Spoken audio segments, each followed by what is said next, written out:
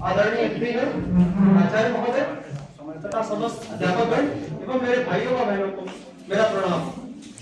मैं रोहन त्रिपाठी बैच 2023 को अपने माध्यम से नई शिक्षा नीति पर मेरे विचार स्पष्ट करूंगा।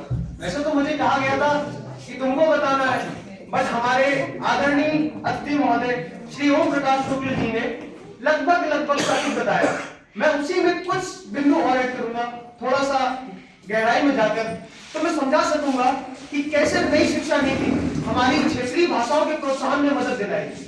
सर्वप्रथम जैसे कि अतिथि जी ने कहा था कि प्रारंभिक स्तर पर बच्चों को मातृभाषा सिखाना, वैसे ही तो सरकार का नियम है, सरकार ने ऐसी योजनाएं बनाई है कि वो प्रत्येक बच्चे को एक त्रिभुजी सूत्र में डालेगी, जिससे वो एक अंतरराष्ट्रीय भाषा, भारत में जहां जगह इंग्लिश है वो दूसरी हिंदी या कोई क्षेत्रीय भाषा जैसे कि तमिल, उत्तर भारत में हिंदी और अन्य राज्यों में तमिल या उत्तर पूर्व राज्यों में उनकी वहां की भाषा असमीज, ऐसे टाइप का कुछ भी, और एक उस रीजन की एक छोटे से क्षेत्र की क्षेत्रीय भाषा जो वहां के बच्चों को समझाएगी। हम लोगों ने पढ़ा है कि बाल विकास, बहुआयामी विकास कैसे, अगर हम लोग कहीं भी कुछ बच्चे को समझाते हैं, छोटे बच्चे को, तो एक अपना टच, अपना टोन ऐड करते हैं, तो उस भाषा में रहकर हम लोग वो टच ऐड कर सकेंगे और बच्चा अपनी शैक्षिक योग्यता में जल्दी से सीखेगा, उसको ज्यादा ज्ञान मिलेगा।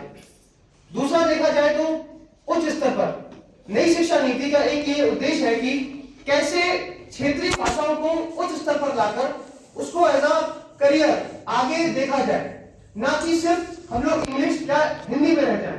क्षेत्रीय भाषाओं का अगर विकास होगा तो इनमें ये पक्का है कि आगे कुछ ना कुछ विकास करके हम लोग इनको करियर में बनाएंगे। जैसे कि भारत के गृह मंत्री श्री अमित शाह ने भी कहा था कि भारत अनुसंधान में पिछड़ता है क्योंकि वहां पर क्षेत्रीय भाषाएं नहीं है, सिर्फ इंग्लिश।